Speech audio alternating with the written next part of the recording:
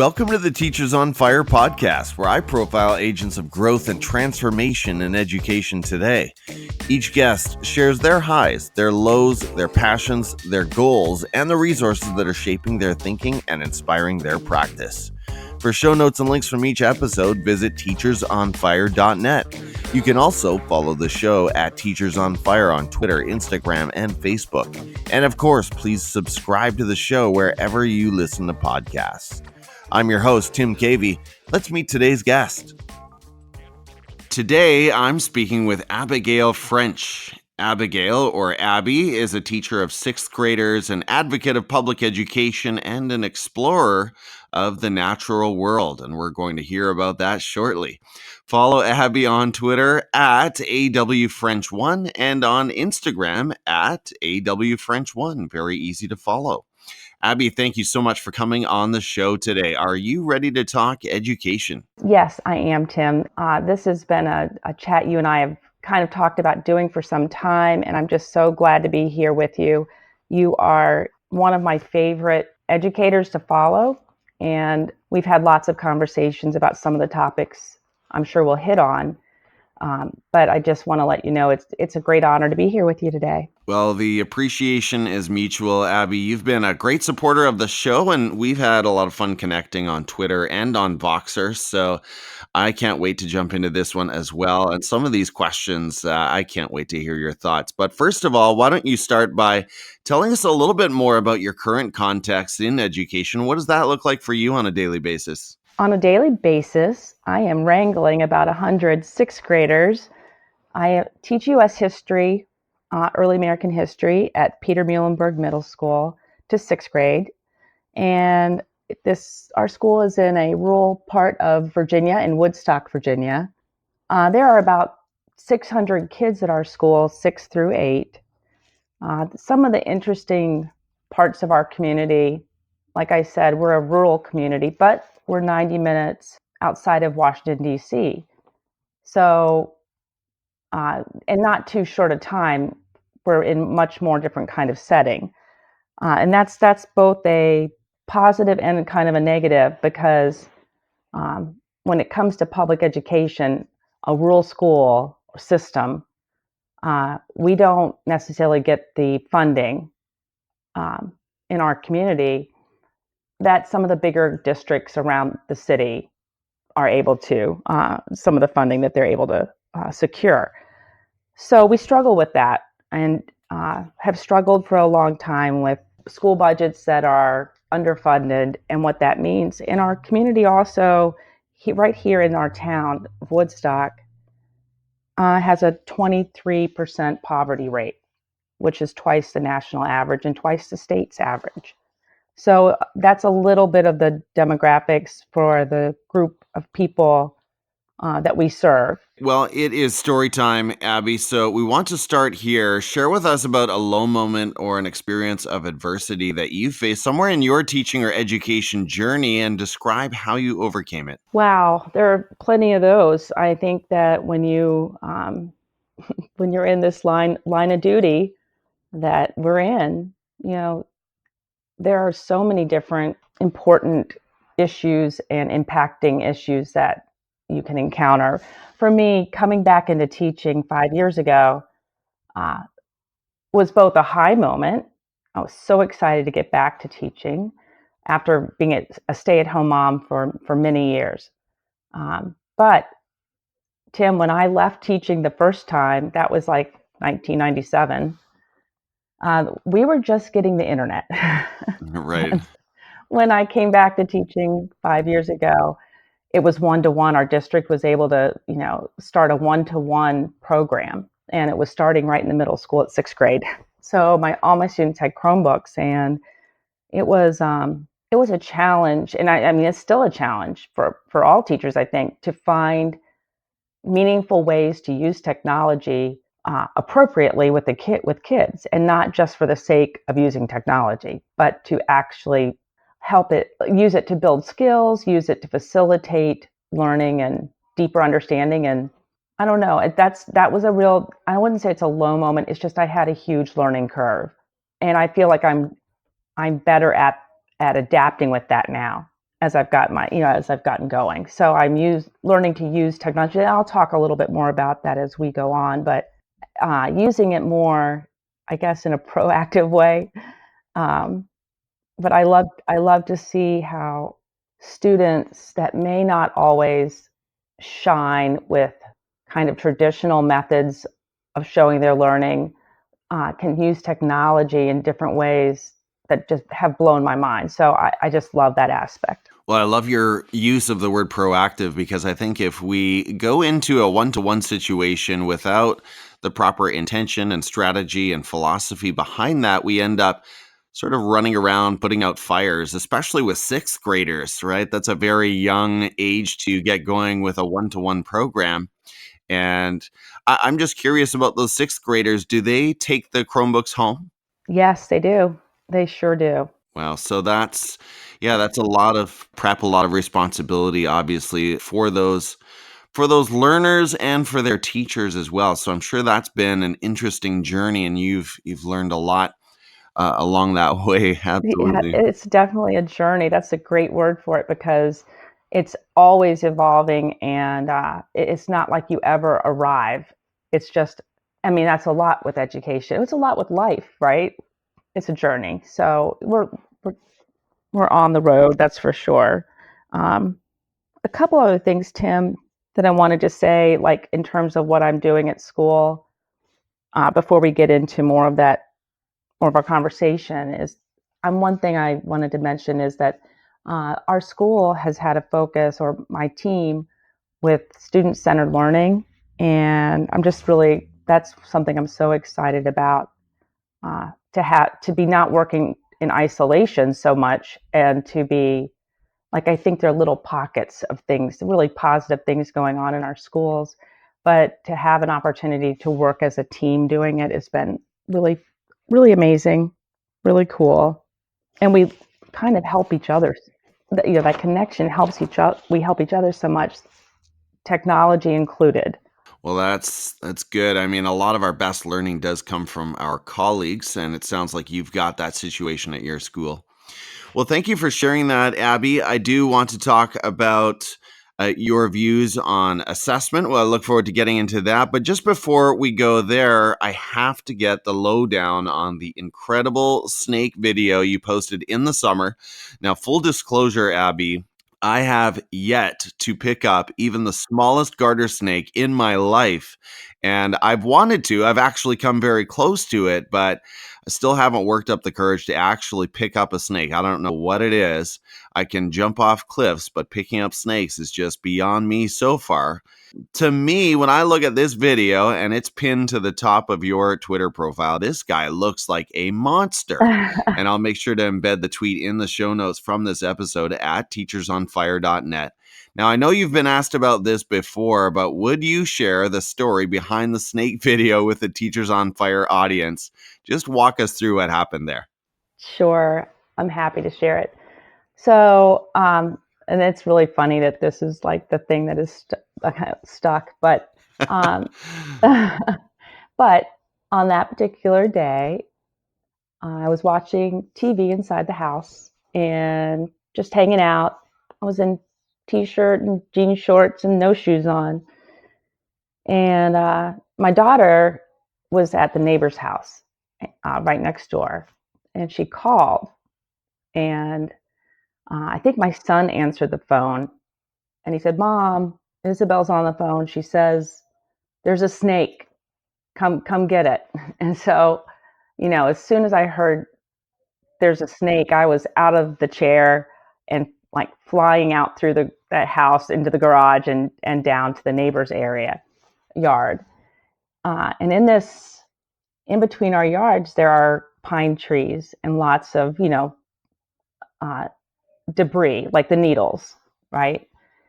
Well, at that time of year, snakes are laying eggs, and this was probably not a guy snake; it was a female, and she was probably in some kind of process with egg laying. I mean, not right at the moment, but she was kind of nestled around in an area.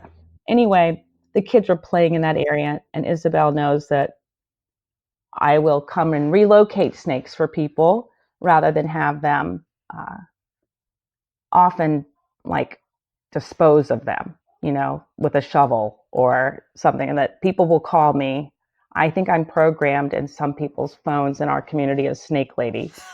So that's kind of funny. But on this particular day, I was able to help relocate this mother snake, I think. She was huge. I mean, she was the largest snake that I've ever caught, for sure, but very docile. And I don't know. I love nature. And, Tim, I was about 10 years old at nature camp growing up here in Virginia in the Blue Ridge Mountains. And at this nature camp, I studied herpetology. And from an early age, I guess because of that experience, I wasn't afraid.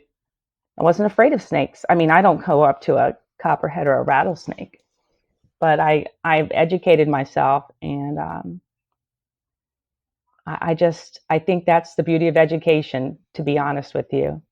Okay, so I just looked up herpetology. It is the branch of zoology concerned with the study of amphibians and reptiles. So, first of all, that's a very fun course to be offered at a camp, but I just love the fact that you are known as the snake lady in your community. And of course, you are breaking all kinds of gender stereotypes there. So I just want to commend you again. And Thank you. for anyone listening, you have to check out this video. It's really phenomenal. Thank you. Well, that says a lot, and I'm sure it has been a fun connecting point with your learners, to say the least. But I love that you are the defender of your property and even your neighborhood. That's awesome.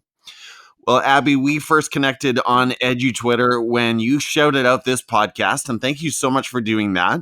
You're so welcome. And then since then, I've gotten to know you a little better in Voxer, Yeah. as we've interacted in a Going Gradeless thread. So talk to us about your own journey with assessment, sort of give us an update. Can you start by maybe sharing some of your own experiences on the receiving end of assessment as a student? And here I'm thinking of a blog post that you wrote some time ago, just describing what assessment was like for you as a student and some of the memories you have from that. Yeah, Tim, thanks for asking about that, and being so supportive when I was going through writing about that and in some of our conversations. But I'm not somebody that went into teaching because I had such a great experience as a student. I think for a lot of teachers, it's probably very similar to my motivation, that we've gone into the teaching to maybe undo some of the wrong that we experienced, or some of the in some case detrimental experiences that as students that we've had. So for me, and that's not to say that I didn't have some fantastic teachers, because I did, and I'll speak to that. But going back, my experience as a student early on was I had a learning disability, or have a learning disability, a processing issue, and it wasn't identified until middle school.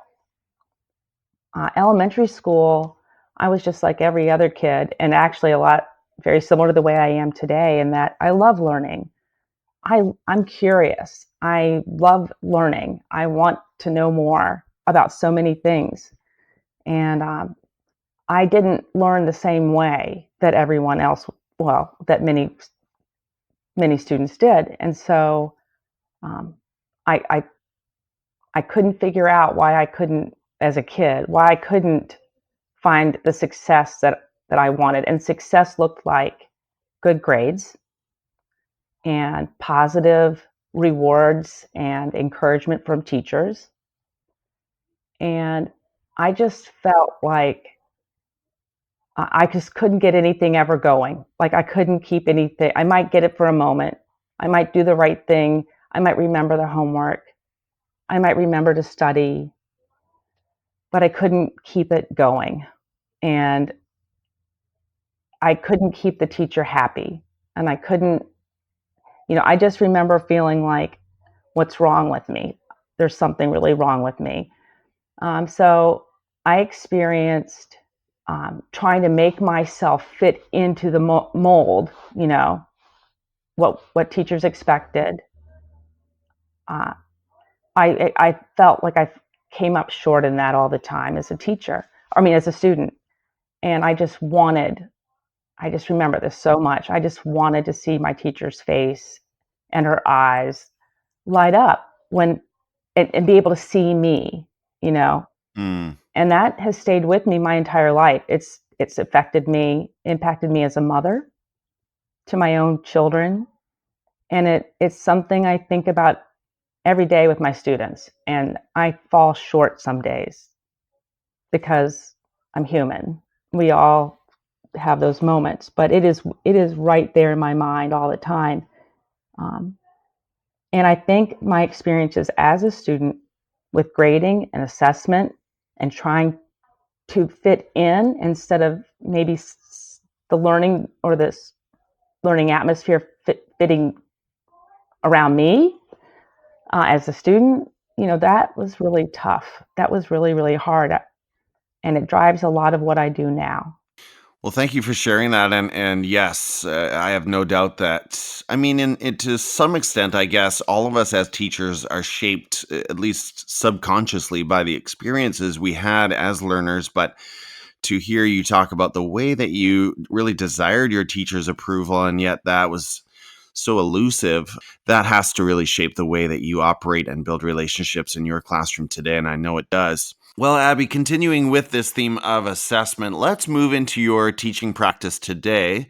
Talk to us about where you are coming from and where you are, and perhaps where you'd like to go from here. Okay. Well, I think we can also go back to that word that you used when talking about technology, which is it's a journey. And where I was 5 years ago or 3 years ago is very different from where I am just today. Like it can evolve. It is an evolution pretty quickly. I think it starts with a mindset. And for me, the traditional way of assessing students in that, quizzes, tests like paper pencil tests or multiple choice, true, false, a lot of those methods just really were not satisfying my desire to know what my kids really have learned and know. And I just felt like it was falling flat. It felt arbitrary and it just didn't work. And so I started looking into what are other methods of assessment. And of course, we've got the PBL and performance assessment initiatives going on. And that was kind of adding to my thinking at that, as I've over the past couple of years. Mostly, I think, Tim, where I am today is that I want students involved in all aspects of their learning and the classroom experience, and testing is no different, or assessing students is no different.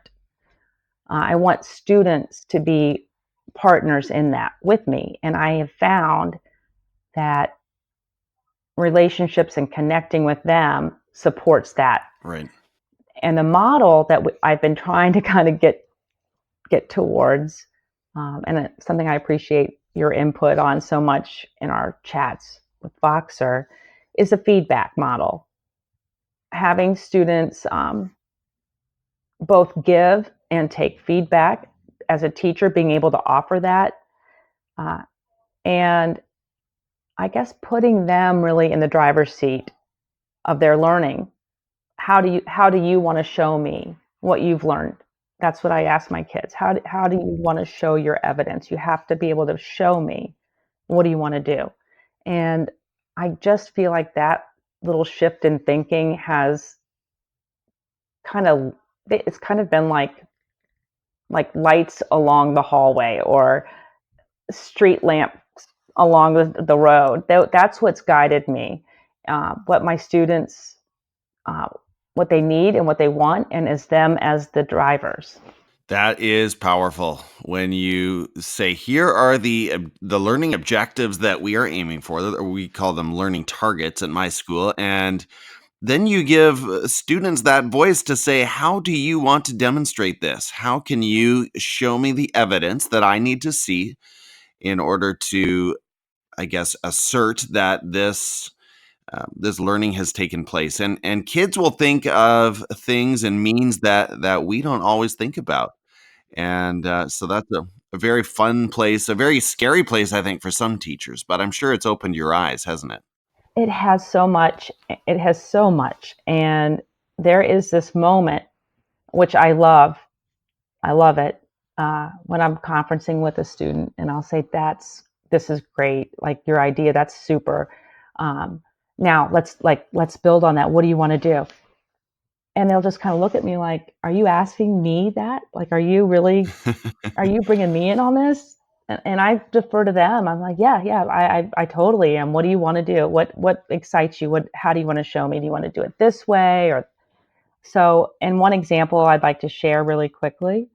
I have a fall and spring PBL that I do as an alternative assessment for the state, actually, because we don't have a standardized test for my content area for U.S. history.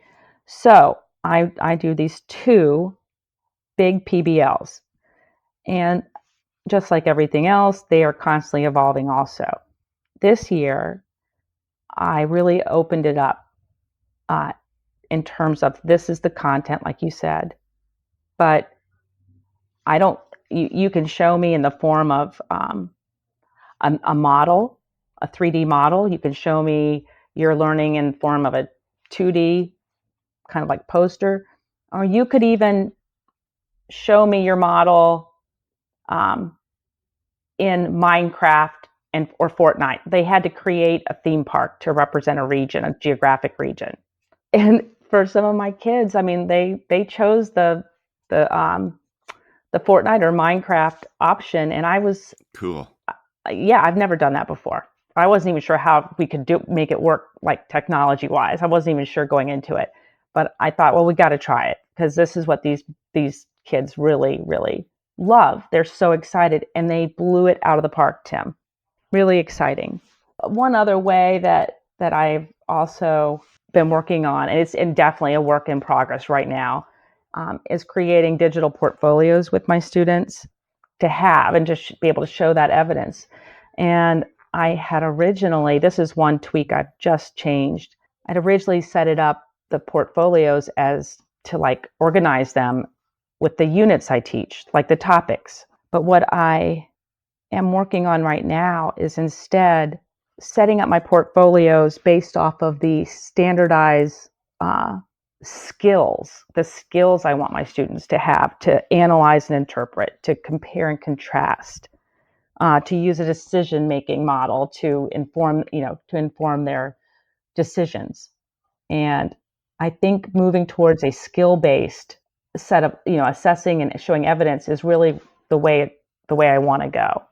Very, very cool. Well, lots of innovation happening there in your practice, Abby, and thank you for sharing that journey. We'll continue to check in along the way, and I love your contributions to my learning as well. Sixth grade it's kind of an interesting time. Like I said earlier, I think it scares teachers to give learners that much voice, but to me, the exciting thing is that when you start asking learners those questions about, how do you want to represent this? Are there some other ways to go about your learning here?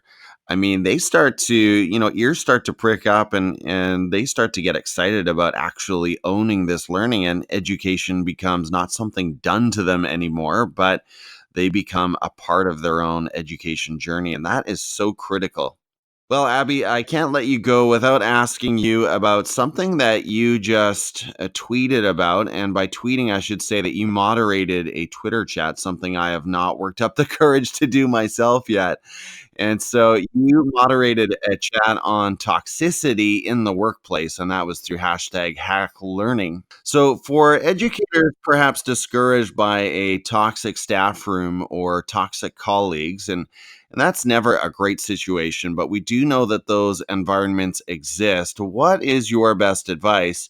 And maybe along with that, how can we preempt toxic culture in our education communities by fostering the positive? What are your thoughts on that? I have a couple thoughts on that, and I don't know that I have any answers, real answers, because it's really complex, and there are a lot of reasons that people, I think, maybe take on a kind of a negative or toxic mindset, and they're not necessarily horrible people. And they can make life horrible, don't get me wrong, real quick. But there's a lot of issues. I mean, public education is a tough thing. It there's so many complexities and layers, and teachers, I think ultimately, Tim, teachers, so much is asked of teachers, right? We pour ourselves in to what we do, and the well can get pretty shallow and low sometimes from where that comes from. And I think it's easy maybe to get a mindset that isn't the best. And for those people that try to work in those conditions around some toxic thinking and behavior, it is just so disheartening, and it is so difficult. I would say maybe try to look at the big picture and try to remember that maybe the thinking, and it's not meant to be so personal. It's really a reflection on that individual, maybe what they're going through.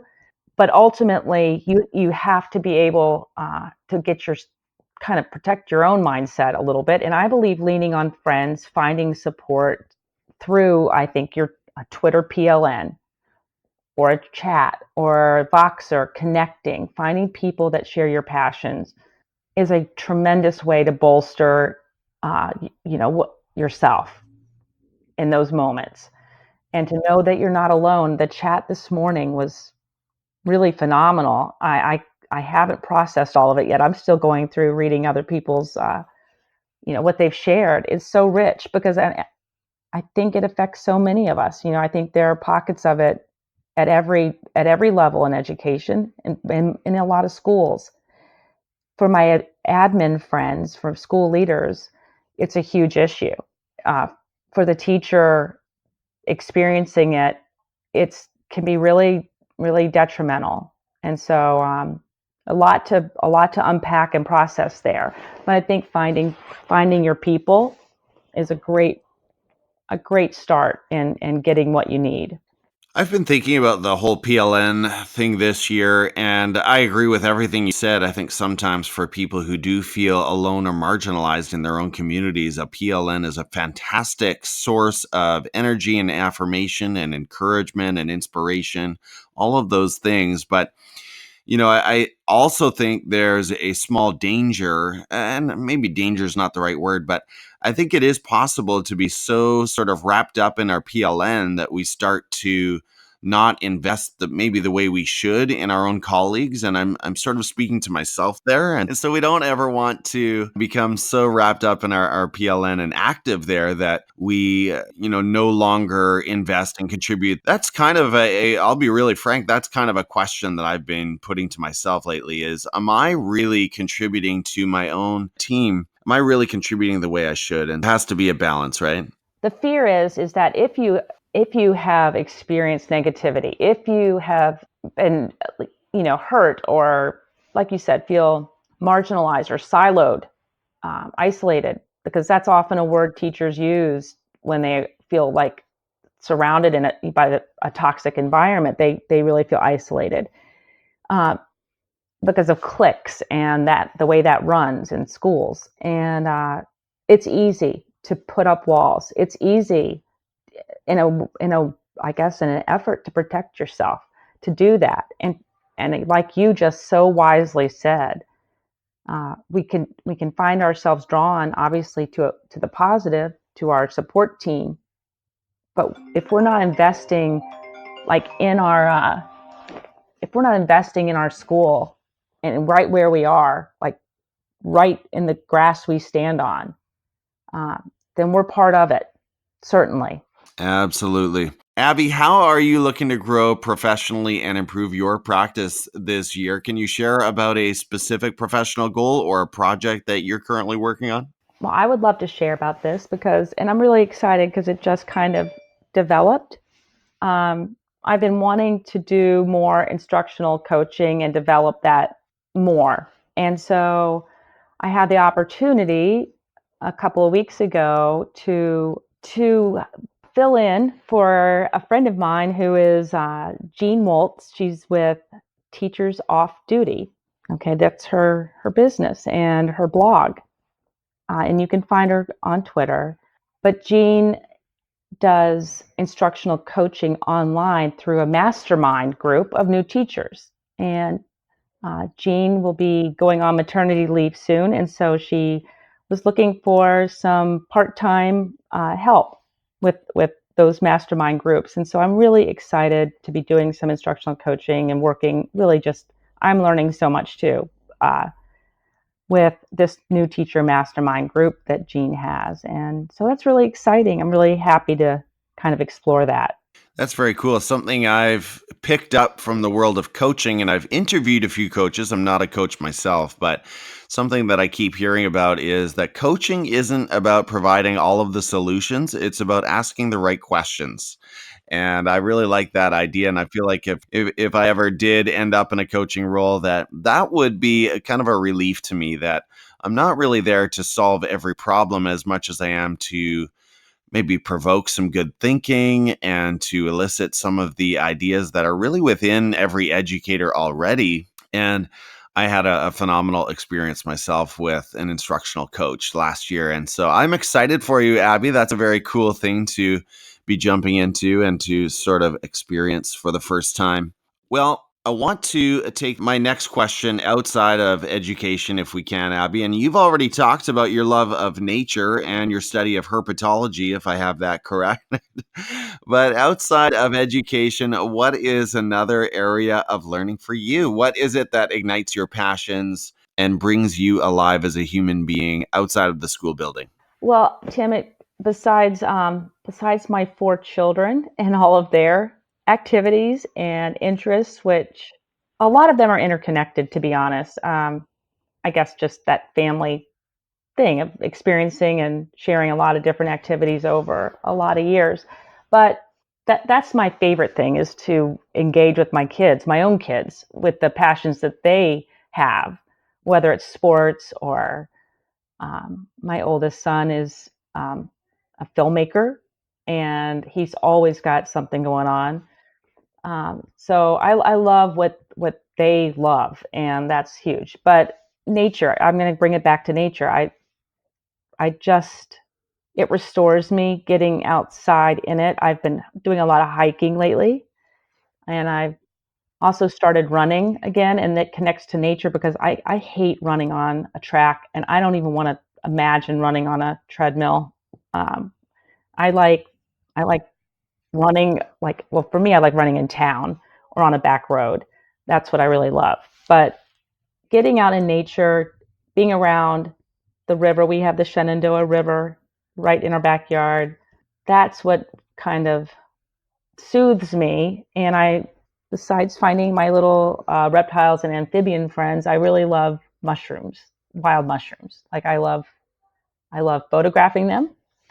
I love hunting for them and using them in my cooking, but you got to know what you're doing.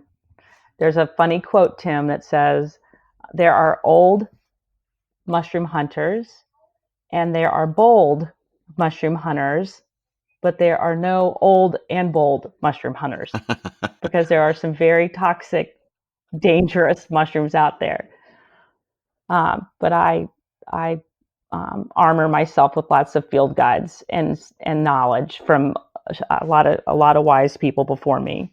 Just to be clear for the listeners, the hunt for the mushrooms is for pleasure and for cooking purposes only. No hallucinogenic purposes going on here. Okay, all right. No, nothing like that. I promise. Got it. Well, that's very cool. Now, I wanted to go back to the running for a second. I'm on an app called Strava, which will show you, if you are on Strava, that I'm not doing as much running lately as I should be. But are you an app kind of a person? Do you track it or do you just go? I do like the apps. I do. I've been on a couch to 5K or a couch to 10K program for several weeks. So that's the app that I've been using as a workout. But I do like tracking it and seeing that. It definitely provides some motivation, doesn't it, to go a little further? Oh, fantastic. And I love looking back on my splits and seeing where I was slow and average pace and all of that stuff. I'm a bit of a stats nerd, so Yep, I do too. very fun. Well, the last question before we get into your quick picks, Abby, I'd love to hear about a personal habit or a productivity hack that contributes to your success. Is there an app or a daily routine that you rely on to get it all done and still be a mom to 4 kids at the same time? I have to give a special shout out here because no, I am not an organized hack kind of person, except that I just thank goodness for my friend Aubrey Patterson. Aubrey gave me some one-on-one time through Zoom to talk to me about time blocking. It was something that he had mentioned, time blocking using Google Calendar and syncing my calendars. He really helped me organize some things and just about prioritizing, what are my big things that I want, that I feel really strongly about, and then setting it up so that the smaller things fit around those big things. It just a real shift in thinking, and then some practical instructions really on how to use my calendar more effectively. And so I'm really exploring that right now, and I'm so thankful. And I am my next project is to try to somehow get a handle on my Google Drive. That's my next one, Tim. So there you go. That's always a battle. Those loose files, they just don't end up in the right folders. And yeah, I know it's endless. Well, that's cool. And time blocking is sort of my ideal. It happens some weeks. It doesn't happen every week. But man, when I actually take the time to, speak for, or let's say give every minute, give every hour a name, I just feel so much more settled about my day, about my week. And so I think that's a great tip. It's a security blanket, really. I mean, I see the potential for not feeling like I'm keeping track of loose ends, where it's all really kind of, right there. I can look at it. And that's a relief. Hmm. Oh, 100%. Well, Abby, it is time for your quick picks. And here I'd like to know the education voices and resources that are shaping your practice and inspiring your thinking today. So, starting at Twitter, tell us about someone we should follow there and share why they've been inspiring you lately. Okay. I would start with where I kind of left off a minute ago with my new instructional coaching position or experience, and that's through Jeanne Wolz. And she is at Teacher Off Duty. She's got a fantastic blog site, lots of resources, and the work she's doing is just really exciting. So I would point people there. I also spoke of Aubrey Patterson and Nohea. So their company is basically a consulting company for schools and districts on how to run more efficiently the different processes and systems, from teacher evaluations to how to run a front office. So I don't know how to say that exactly. I guess a consulting company. Okay, Nohea Kindred. I mean, that's a hashtag that I've seen around and haven't really known what that is. So, thank you for explaining that one. And next, you're in that one-to-one Chromebook environment with those eager sixth graders who are, I'm sure their eyes grow wide when they move up from fifth grade to inherit their very own Chromebook. So talk to us about one edtech tool that is really making a difference for your learners these days. Well, obviously, I think most people, like, we have Chromebooks, so the whole Google Classroom resource, really, and it's constantly evolving, has been fantastic.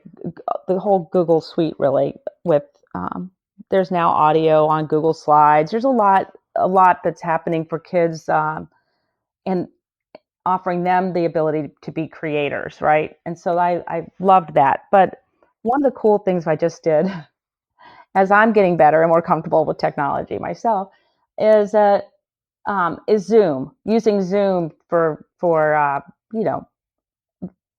meetings. And I guess one of the cool things we were able to do is we reached out to, this was through Twitter. I reached out to a teacher that was talking about doing Halloween, like scary stories. He's a teacher, a high school teacher around Chicago, and we messaged back and forth. And I said, "How about you like Zoom in and share your stories with my sixth graders? They'd love it." And his response was, "That's great. I'll have my juniors that were in his history class at that time share some of the kind of, stories from Chicago, ghost stories. And you guys can share some from your region or from where you are in Virginia." And so we did that, and it was just so much fun. It was so cool, and I just loved being able to like get our classrooms connected. So that was really, really fun. That is awesome. I need to do more of that for sure in my own practice. Abby, recommend one book, one that you've been reading lately, or perhaps one of your all-time faves that really changed the course of your thinking, and tell us why you recommend it.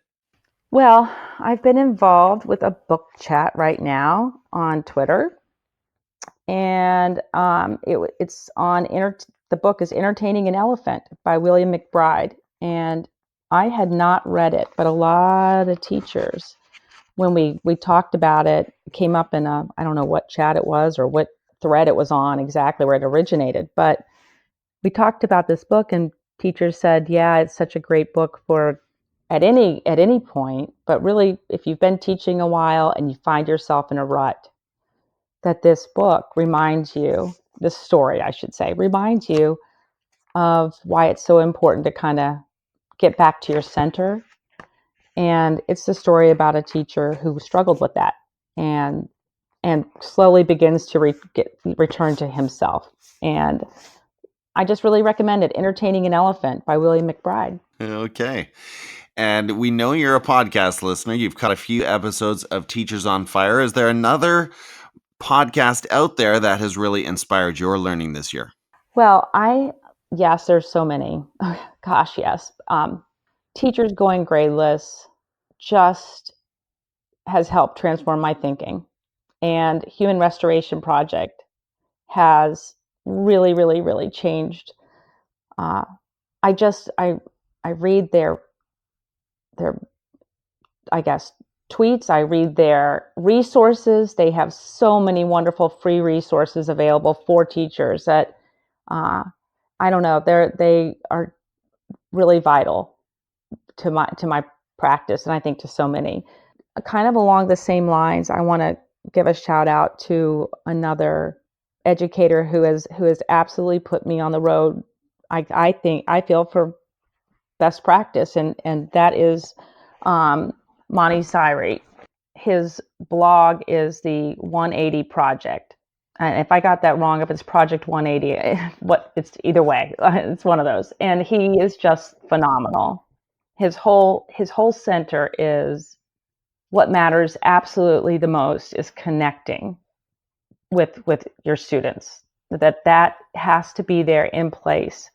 And if that is, if students feel seen, if they feel respected, if they feel valued, that they will not be there in your classroom because of compliance. They're there doing because they are in it, and it matters, and they are committed to their own learning. And that is what I think that's my ultimate goal every day.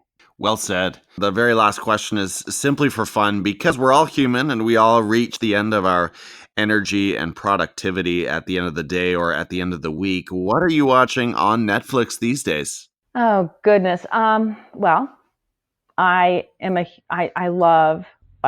teach history, so I love series that are kind of based in historical time periods, and I love Peaky Blinders is one of my all-time favorite series. I watch that. And on a lighter note, I've just started Jane the Virgin, which is hysterical.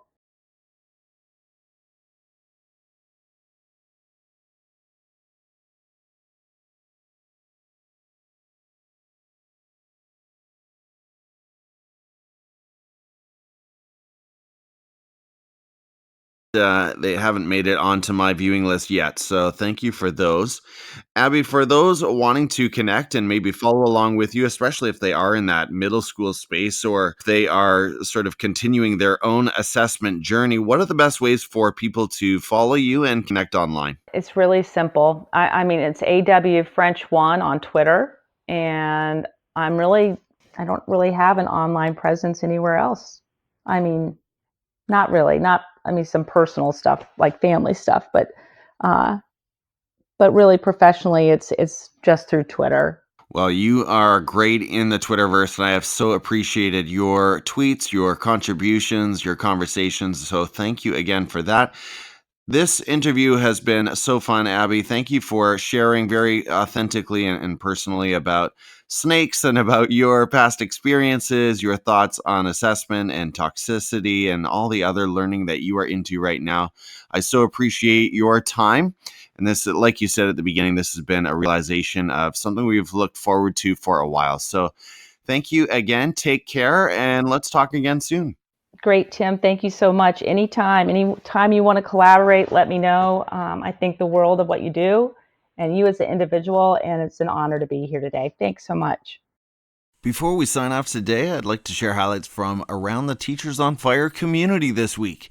First stop on Twitter, where Kelly Bowery at KBAHRI5 tweeted, "As always, at Teachers on Fire podcast is one you don't want to miss. Turn up the volume on the way to work tomorrow. Start your day with at Mr. KV and at Teachers on Fire." Well, thank you for that, Kelly. Next up, Bob Bednar at BBednar tweeted, quote, "At Mr. KV, thank you for all you do to inspire educators via at Teachers on Fire. Much appreciated. Happy Thanksgiving." Thanks, Bob. Next, John R. Sowash at JR Sowash tweeted, quote, "Chromebook Q&A, should you record video with your hashtag Chromebook? Thanks to at Mr. KV for submitting this question. Hashtag EduPodcast, hashtag Chromebook EDU."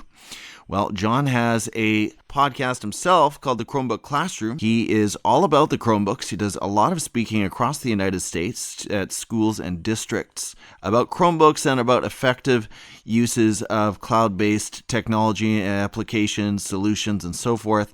So make sure you check out John's stuff and subscribe to his podcast.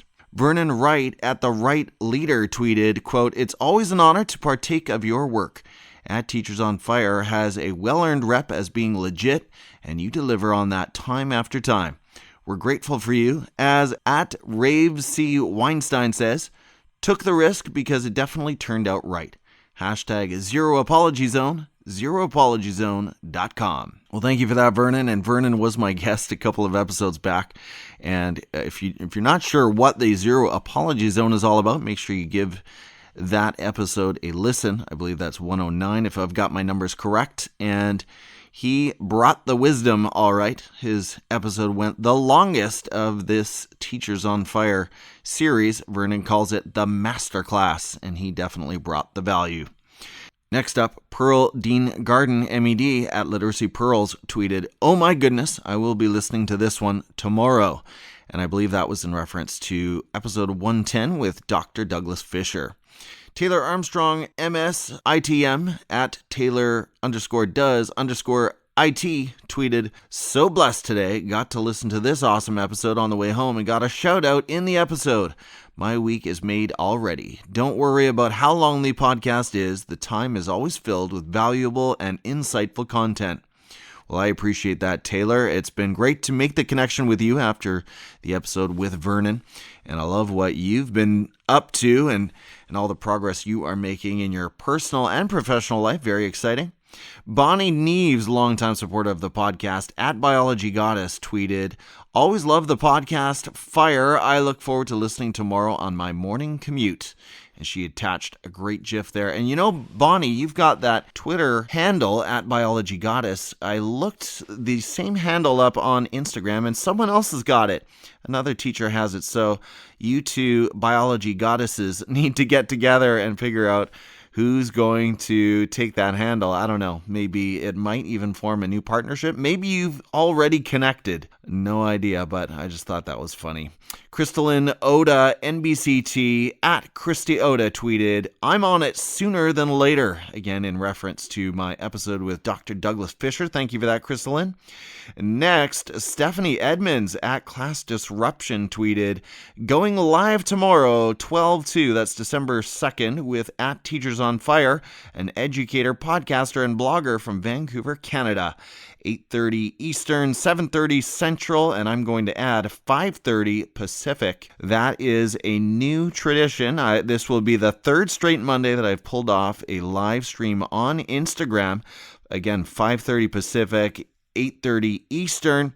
This time I'm connecting with Stephanie Edmonds, a supporter of the show and someone I've admired on Instagram. Her stories are daily inspiration, and I can't wait to hear more about what she is up to in her class there in New York City. Next up on Twitter, EdTech K-12 magazine, at EdTech_K12, tweeted, 30 must follow K-12 EdTech influencers. The At Teachers on Fire podcast features chats with inspiring educators about their struggles, passions, objectives, and inspirations as they practice their craft in the modern classroom. And of course, they attach the link to their article where I am positioned in some really amazing company. So thank you again to EdTech K-12 magazine for that honor. Next on Twitter, Dustin MED at Dustin Pearson 2 tweeted, "At Teach Better Team delivers a great production, and at Teachers on Fire." Well, thank you for that, Dustin. I'm a big fan of Teach Better Talk as well. Love their podcast, and I've featured those two hosts on my show as well. So thank you for including me in their company. And then Brian Carpenter at Brian Carr tweeted, "I am thankful for at Mr. KV of at Teachers on Fire podcast and at Sarah S. Johnson of at Balance LAP for the online connection that I've made. Many other in my PLN also. Thank you, peeps. Hashtag Teach Better and hashtag Teach Better NOV for November." Well, Brian, thank you so much for your ongoing support of the podcast. You know what that means to me. You've been there almost since the beginning, and I'm so grateful to have you along for the ride. I definitely look for your Monday morning tweets to hear how each episode landed with you. Matthew Johnson at A2Matthew tweeted, "The new post from at Teachers on Fire with D. Fisher SDSU is as good as it gets. Fisher so clearly and succinctly breaks down one essential teaching concept after another, from surface deep transfer learning to teacher credibility. Also, his Netflix guilty pleasure pick is spot on." I have to agree. Although, to be honest, I have yet to see Money Heist. I am looking forward to that one. So thank you, Matthew Johnson, for tuning in and giving that shout out. Next up on Twitter, Noah Daniel at Noah S. Bobs tweeted, "Check out the companion post to at Mr. KV's P3 blog Tuesday, hashtag Music Matters at Teachers on Fire." Noah featured me on her P3, that's the Personal Playlist podcast, and I was able to chat with her about education and share my nostalgic, my identity, and my motivational song picks. So if you want to hear which 3 songs I chose to share with her and listen along, you'll have to tune in to the P3 podcast. That's the Personal Playlist podcast with Noah Daniel. Well, thank you so much for your encouragement to all of the people that I mentioned. And if you, dear listener, have read, replied, liked, retweeted, or otherwise engaged with my content on Twitter this week, thank you for adding fuel to my fire. Well, I'm not going to say anything specific in reference to my followers over on Teachers on Fire on Instagram. That's also a very exciting place where I've recently passed 1,000 followers.